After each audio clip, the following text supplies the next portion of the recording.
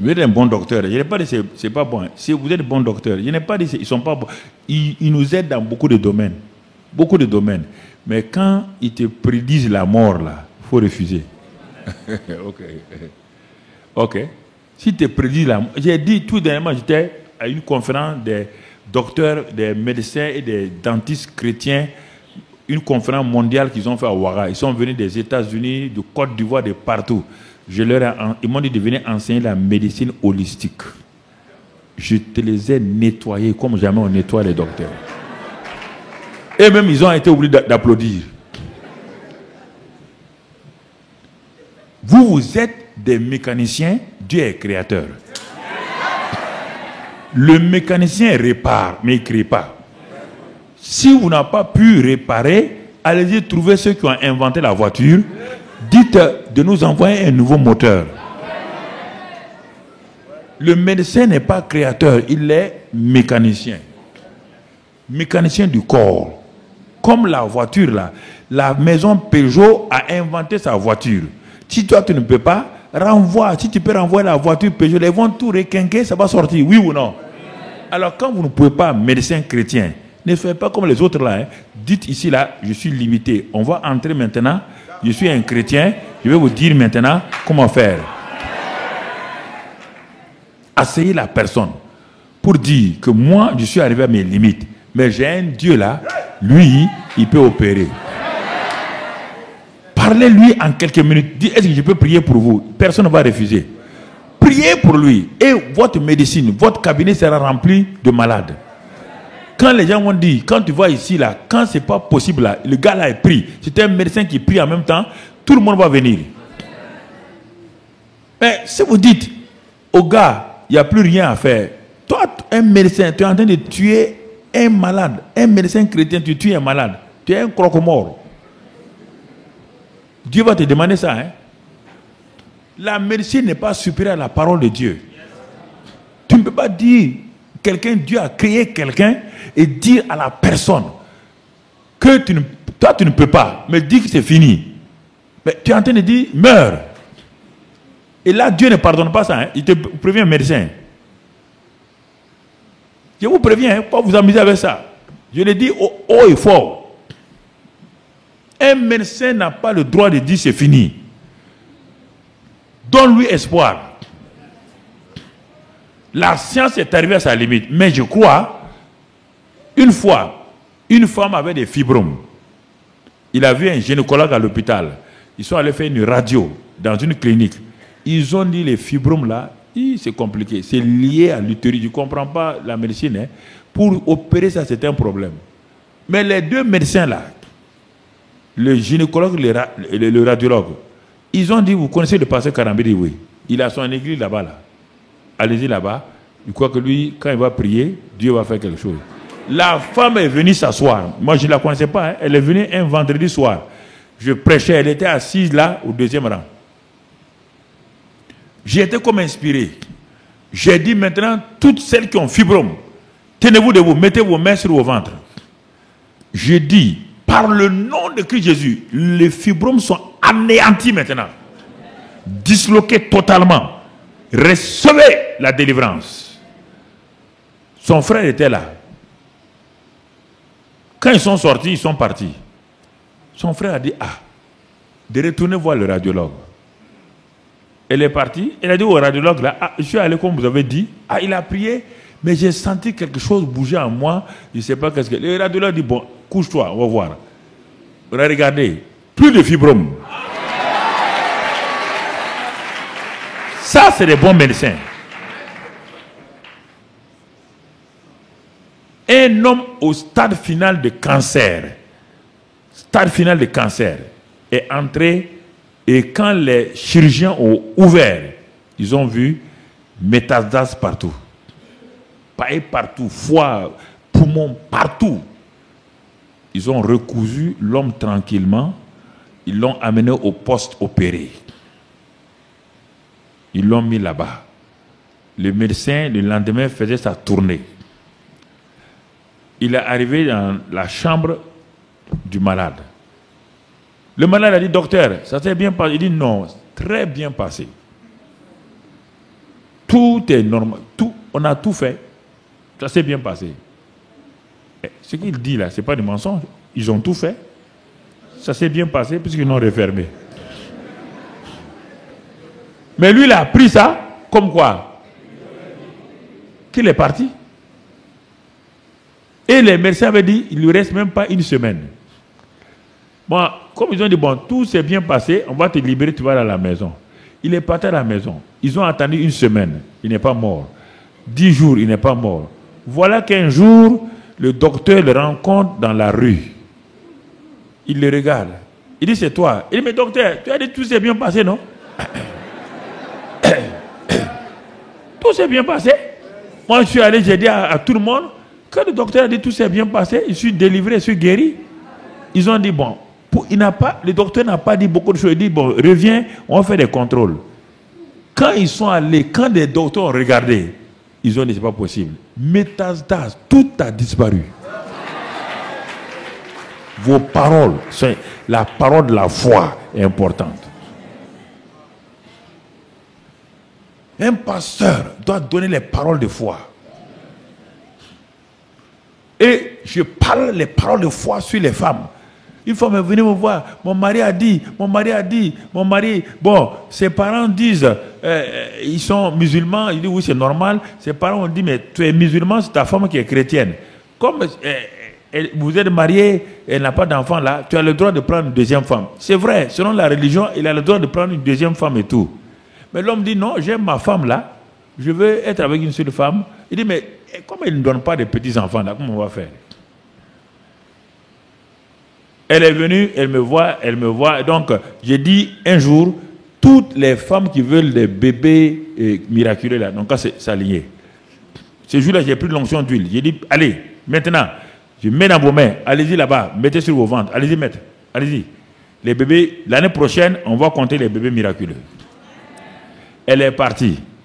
Elle était tellement contente que ce soir, elle a dit à son mari, j'aime mon bébé. Son mari qui est musulman a dit alléluia.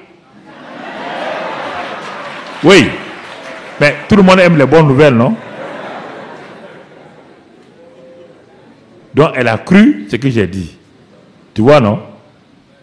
Maintenant, à la fin du mois, 30 jours après, les règles sont venues. Elle n'ose pas dire à son mari, puisqu'elle a dit à son mari qu'elle est en grossesse. Le pasteur a dit ça.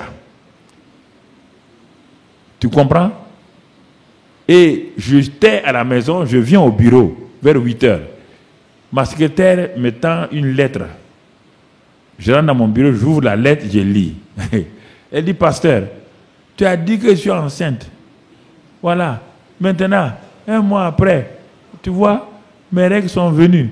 Maintenant, qu'est-ce que je vais dire à mon mari? Mon mari n'a pas dit à sa belle famille, à ses parents, que vous avez dit de chasser ma femme. Elle est enceinte. Et maintenant, tout le monde, je vais dire quoi? Et puis elle a dit son téléphone. J'ai pris le téléphone. Quand j'ai téléphoné, elle était au service. Quand elle a entendu mon nom seulement, ma voix, elle dit, pasteur, elle veut pleurer. Il dit, attends.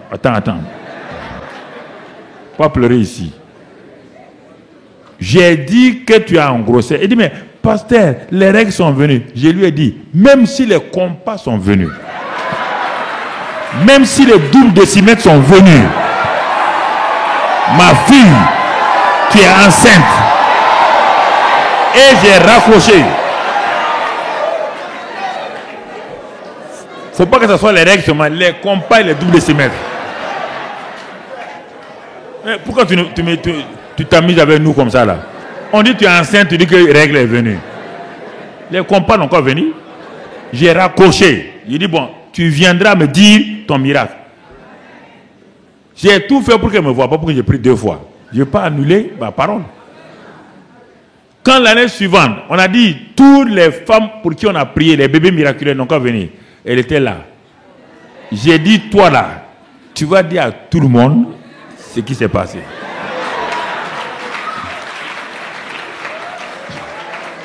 Dis à tout le monde ce qui s'est passé. Elle dit, pasteur, il dit non, tu vas dire tes affaires de compas là.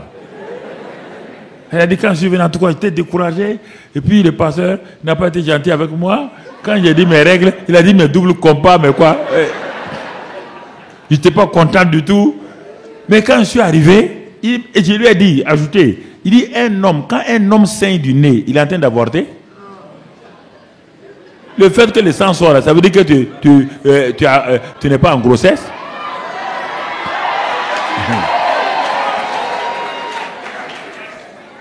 Non, parfois vous laissez, Satan va vous ridiculiser et les gens n'ont plus le foi. Il dit, mais comment ça s'est passé? Dis-moi maintenant. Tu avais tes règles là, comment ça s'est passé? Quand tu as dit ça là, j'ai dit, mais pourquoi le papa est dur comme ça? Il dit, je suis dur avec les incrédules. Ça, je suis dur avec les incrédules. Hein? Dieu a parlé, toi tu veux t'amuser avec Dieu. Il dit, mais comment tu as fait? Il dit, comme tu as dit que quand quelqu'un saigne du nez, ce n'est pas un avortement. Donc j'ai dit, ici là, le sang qui sort là, je ne sais pas d'où ça vient, hein? Ce n'est pas un avortement. Il dit, tu as changé? Oui. Il dit, mais est-ce que c'est le deuxième mois que tu étais en grossesse? Il dit, non. C'est 3 mois après, quand je suis allé voir les gynécologues, ils m'ont dit que ma grossesse c'est 3 mois. Il dit, donc ça veut dire que Satan est venu provoquer les règles. Si tu avais cru à ça, il allait profiter pour vider.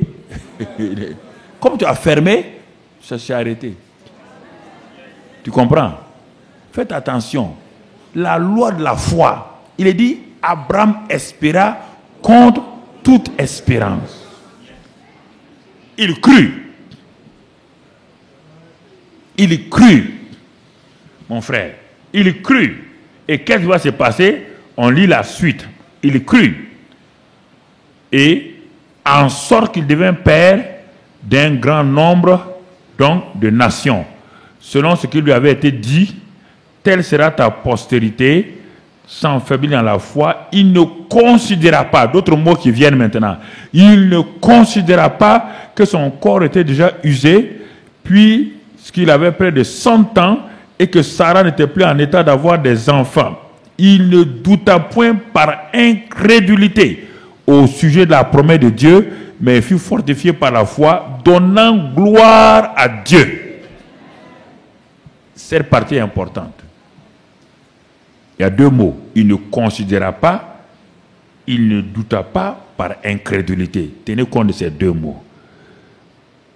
Au moment où les choses sont en train de se dérouler, Satan fait tout pour que vous preniez en compte ce que vous voyez avec vos yeux.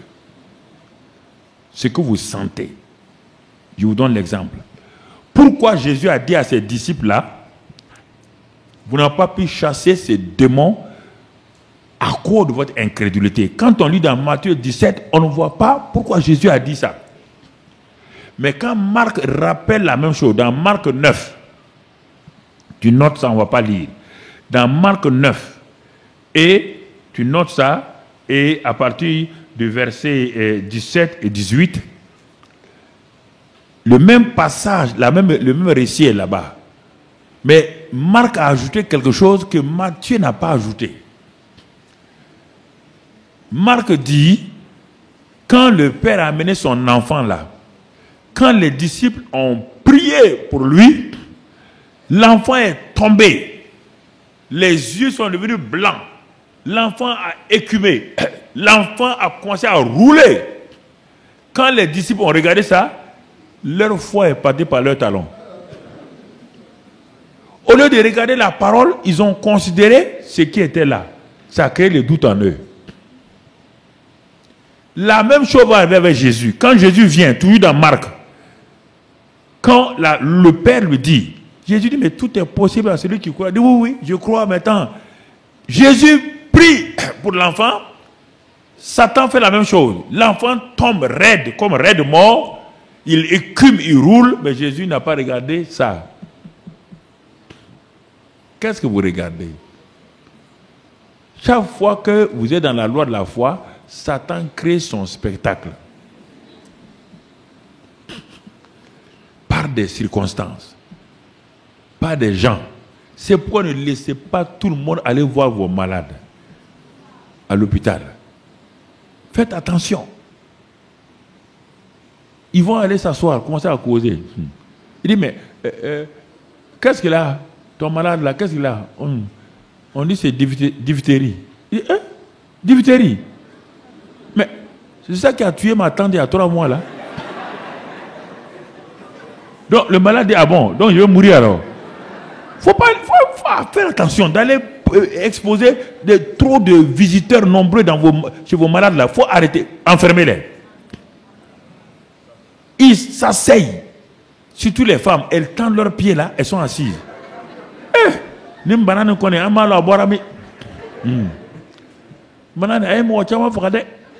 ce temps, le malade est couché, ça veut dire que si ça tue Mouachama, donc ça va me tuer aussi. Il faut arrêter. Comment j'ai su ça? C'est quand un jour, quelqu'un m'a demandé de venir prier pour sa fille qui est dans le coma. C'est ce jour-là que Dieu m'a enseigné quelque chose. J'ai amené le pasteur Gilbert avec moi. En ce temps, on démarrait.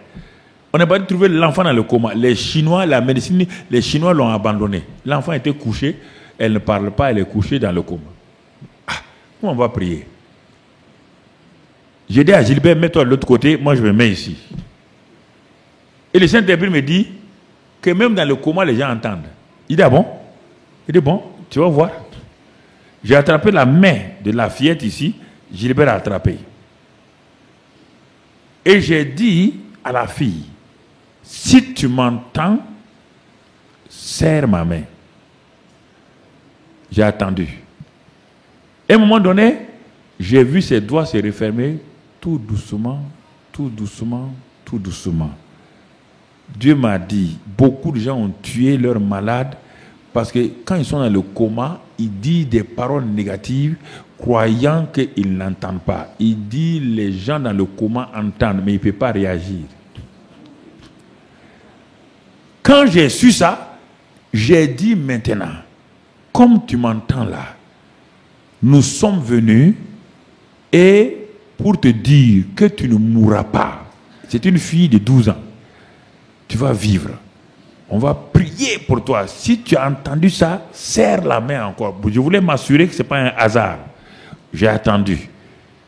Le mouvement vient doucement, tout doucement. Elle a serré. J'ai dit à Gilbert, c'est fini, on a gagné. Faut pas avoir peur, on a gagné. Ses parents étaient assis là, ils nous regardaient. La maman était triste comme ça. Il dit, non maman, il faut rester tranquille. Et nous avons commencé à parler à l'esprit de mort. À dire à l'esprit de mort de partir. Il dit, maintenant, l'esprit de vie qui a ressuscité Christ d'entre les morts, Romains 8:11, vient dans le corps de cette petite fille-là, reçoit la vie.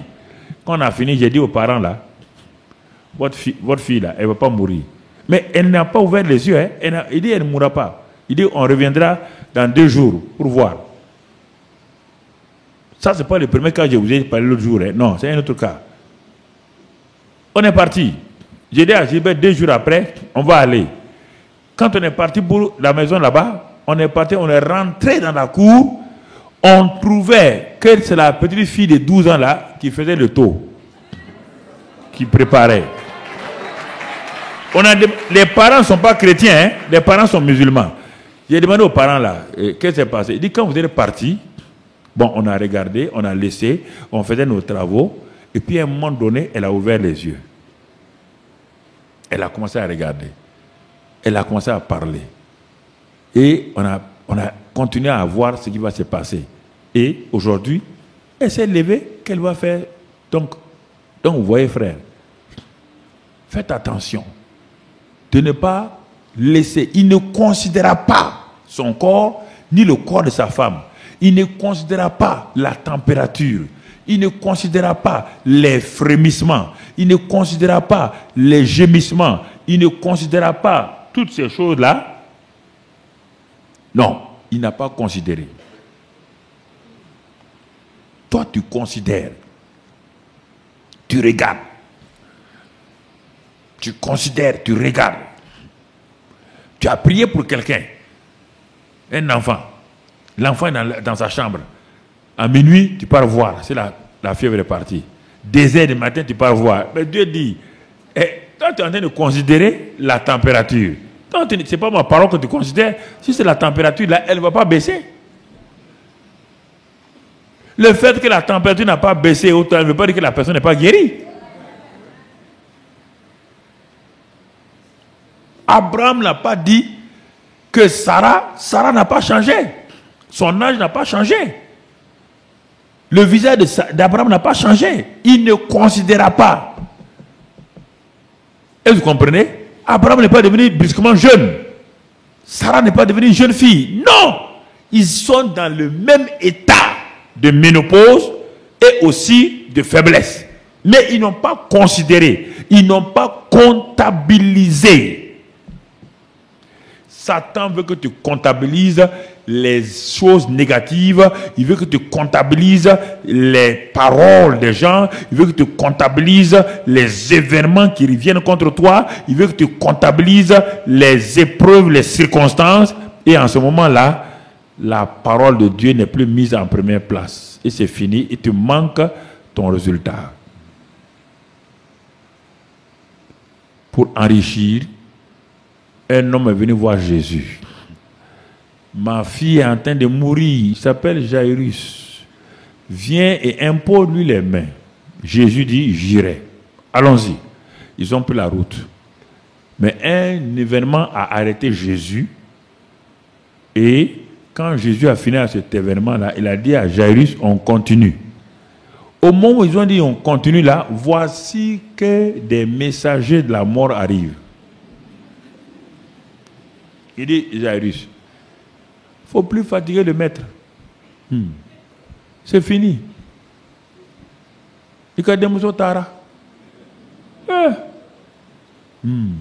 La fille est partie. Ah! Tu sais, les gens comme ça, ils veulent pleurer.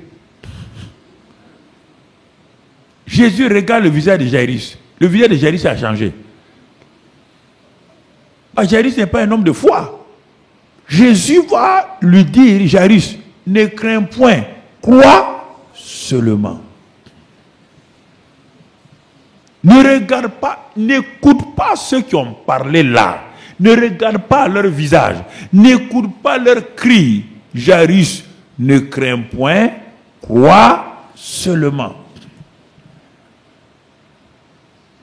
Mais Jairus a entendu la nouvelle. Ses oreilles ont capté. Ses pensées ont capté. Son cœur a capté. Pour se relever, il faut que Jésus lui dise régulièrement, ne crains pas, crois seulement. Crois seulement.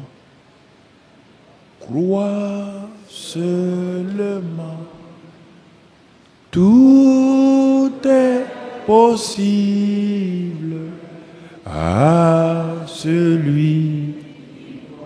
Jairus, crois seulement. Crois seulement.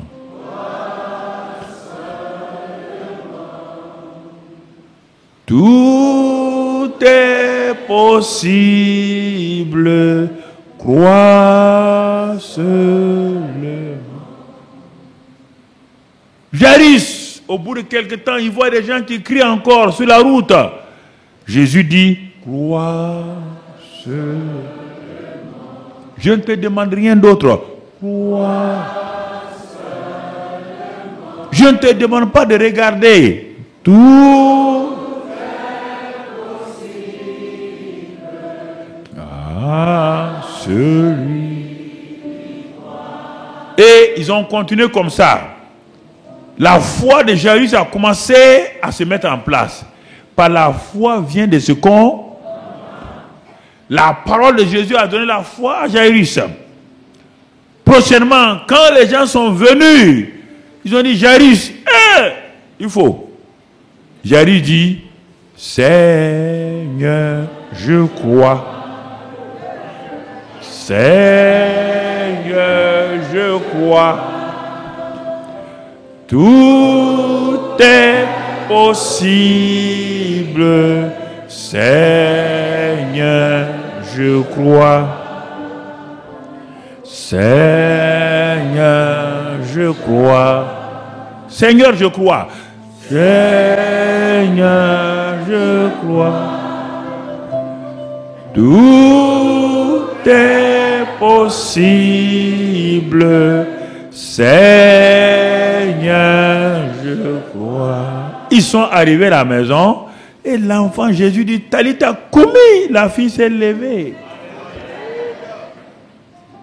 Sur la route de la foi, vous allez rencontrer des diseurs de mauvaises aventures, des diseurs de paroles négatives. Vous allez rencontrer des gens qui sont négatifs, même parmi les chrétiens, qui vont venir vous décourager. Il faut que vous vous attachiez à la parole de Dieu. Quand vous êtes seul, il faut vous fortifier avec des chants de foi. Il faut vous fortifier avec ça. Ça, c'est le premier exemple. Le deuxième exemple, toujours avec Abraham ici, quand on regarde mon frère, ma soeur, c'est l'exemple de Matthieu 14, verset 30 à 31. Quand on regarde là-bas, ce qui s'est passé, l'incrédulité, Matthieu 14, verset 30 à 31. Matthieu 14, verset 30 à 31. Jésus dit à Pierre, Pierre voulait marcher sur l'eau. Jésus dit à Pierre, viens. Pierre est sorti avec son élan et il a commencé à marcher sur l'eau. Satan dit, on va donner une leçon à ce monsieur-là. Il a fait quoi? Le vent s'est amplifié. Le bruit du vent là, vou, vou, et les vagues. Qu'est-ce que Pierre fait? Il détourne ses yeux de Jésus et regarde la tempête et les vents. Et il s'est crié, Seigneur, viens à mon secours. Jésus lui dit, homme de peu de foi, pourquoi tu as douté? Pourquoi tu as douté? Satan présentera devant vous toujours, sur le chemin de votre foi, il présentera des circonstances, il présentera des situations, il présentera des obstacles. Il est là pour ça, c'est son travail aussi. Pour vous dire, ça n'ira pas. Pour vous dire, ça n'a pas marché pour lui là, ça ne marchera pas pour toi. En ce moment-là, ne fixez pas vos yeux sur ces circonstances. Fixez. Il est dit que Abraham ne douta pas par incrédulité. Il a commencé à faire quoi? Il a commencé à donner gloire à Dieu. Il a commencé à dire gloire à Dieu. Il a commencé à donner gloire à Dieu, même si la mauvaise nouvelle était là. Il donnait gloire à Dieu. Toujours gloire à Dieu. À chaque instant, gloire à Dieu. Les gens disent, mais pourquoi tu donnes gloire à Dieu? Il dit, mais rien n'a changé. Gloire à Dieu. Mais la situation s'empire là. Gloire à Dieu. Ne répondez pas. Si vous répondez, les circonstances sont trop grandes par rapport à vous. Appuyez-vous sur la parole de Dieu. La loi de la foi est basée uniquement sur la parole. Non pas les sentiments, non pas que ça va mieux aujourd'hui, non pas que ça ne va pas mieux. Non. Ni quand c'est bon, ni quand c'est mauvais. C'est pourquoi Jésus a dit que vous devez avoir le genre de foi que Dieu a. Le genre de foi que Dieu a. Regarde les montagnes, regarde les circonstances et crois que cela lui est possible. Tout est possible à celui qui croit. On n'a pas dit que c'est toi qui feras. Donne raison d'abord à Dieu. Montre à Dieu que toi, tu es quelqu'un qui a choisi de lui donner raison. Et quand tu donnes raison à Dieu, Dieu est obligé, mon frère, ma soeur, de lui-même prouver qu'il est un Dieu fidèle. Qu'il est un Dieu fidèle. Il va le faire et il va glorifier son nom. Et toi, tu vas te réjouir, tu vas dire partout, oui, il y a eu ça, mais l'Éternel m'a exaucé. Mon ennemi, ne te réjouis pas, l'Éternel m'a exaucé. Mon adversaire, ne te réjouis pas, l'Éternel m'a exaucé. Et alors, partout où tu vas aller, ta foi va commencer à grandir. Ta foi va commencer à aller de l'avant. Ta foi va commencer à se manifester Et tu rentres à ce moment-là à l'école supérieure de la foi. Et à l'école supérieure de la foi, tu ne vas plus regarder les circonstances. Tu ne vas plus regarder les situations.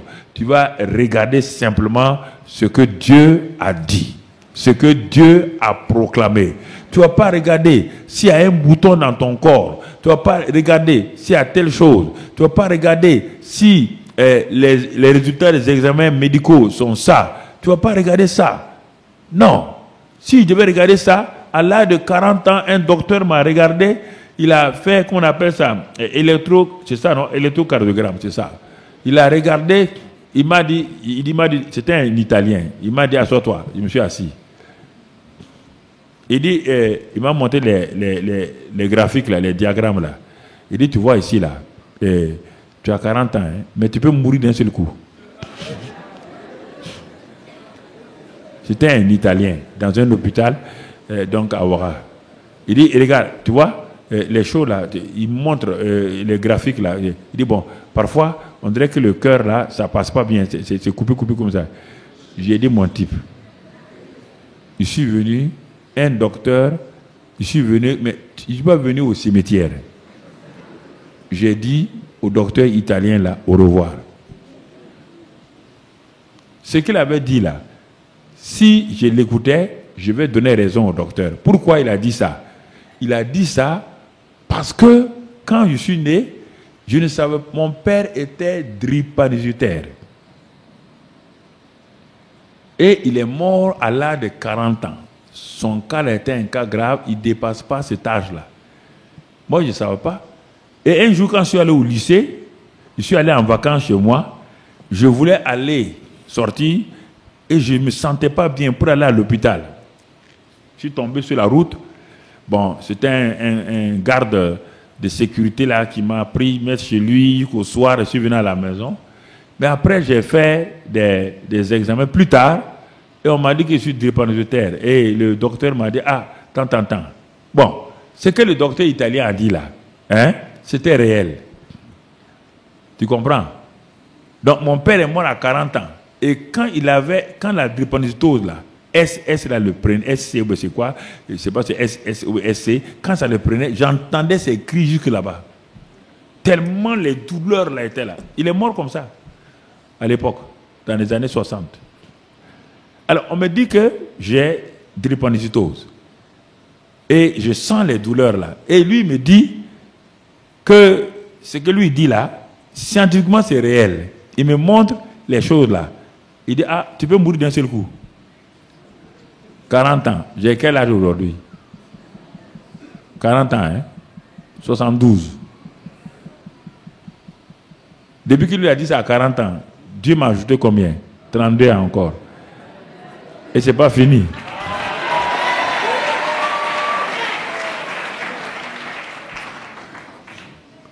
Si tu écoutes, tu te crées problème. Il faut t'appuyer. Je n'ai pas dit que les symptômes ne sont pas là. Je n'ai pas dit qu'il n'y a pas ça. Non. J'ai dit, la parole de Dieu, je m'appuie sur la parole de Dieu. Et depuis ce temps-là, j'ai prié pour beaucoup d'enfants de drépanocytose. Tout dernièrement, il y a un enfant qui était SS. J'ai prié. Je n'ai pas prié directement. Et ses parents, ils sont allés faire des examens. Ils ont vu AA. Ils ont dit non, peut-être ils sont trompés. Ils ont refait encore. J'ai vu plusieurs cas comme ça. Il y a des gens qui ont grandi chez nous, là, qui étaient SC, SS, qui sont devenus AA. On ne peut pas expliquer. Les médecins ont dit qu'ils ne peuvent pas expliquer. On ne peut pas expliquer. Le Dieu qui a créé le corps, là, il a hérité de son père. Mais il a un nouveau père, non? Alors, si ton père naturel t'a donné maladie, ton père spirituel enlève la maladie? Est-ce que ton père spirituel peut te donner une maladie comme héritage? Mais les pères naturels donnent maladie comme héritage. Hein? On dit que c'est des maladies héréditaires. Chez Dieu, il y a une maladie héréditaire. Et des choses qu'on accepte ça, c'est maladie héréditaire. Ah oui, c'est vrai. Ce sont tes gènes. Il n'y a pas de gènes chez moi. Hein? Aujourd'hui, c'est ça. Tout le monde parle comme ça. Donc, vous comprenez, frère, dans le travail, dans Tout. J'ai vu Dieu travailler dans le travail. Je l'ai vu agir. Je l'ai vu dans plusieurs situations. C'est pourquoi je peux parler. Moi, j'étais dans la foi pratique dès le départ. La foi pratique dès le départ. La foi pratique. Je vous ai raconté comment j'ai réussi à ma licence. Mais maintenant, au 3e cycle, je suis allé au cours. Je faisais le 2S. Je me suis inscrit, on est allé. C'était le cours de microéconomie. Quand on est rentré, en ce temps en France, là, il y avait tous les révolutionnaires. Il y a toutes les tendances de révolution. Le gars, au lieu de commencer son cours, a commencé à mal parler de Dieu. Je ne sais pas pourquoi. Pas mal parler de Dieu. Moi, j'étais fâché. J'ai dit à mes camarades là, c'est la dernière fois que j'assiste à son cours. J'ai un ami zaïrois là, à l'époque, lui me dit, non, non, non, Mamadou, ne sois pas trop extrémiste. J'ai dit, il a défié mon Dieu, je ne viens pas à son cours. J'ai quitté son cours. Et, or son cours était très important. J'ai dit, il n'a qu'à me donner 0. Ce n'est pas un problème.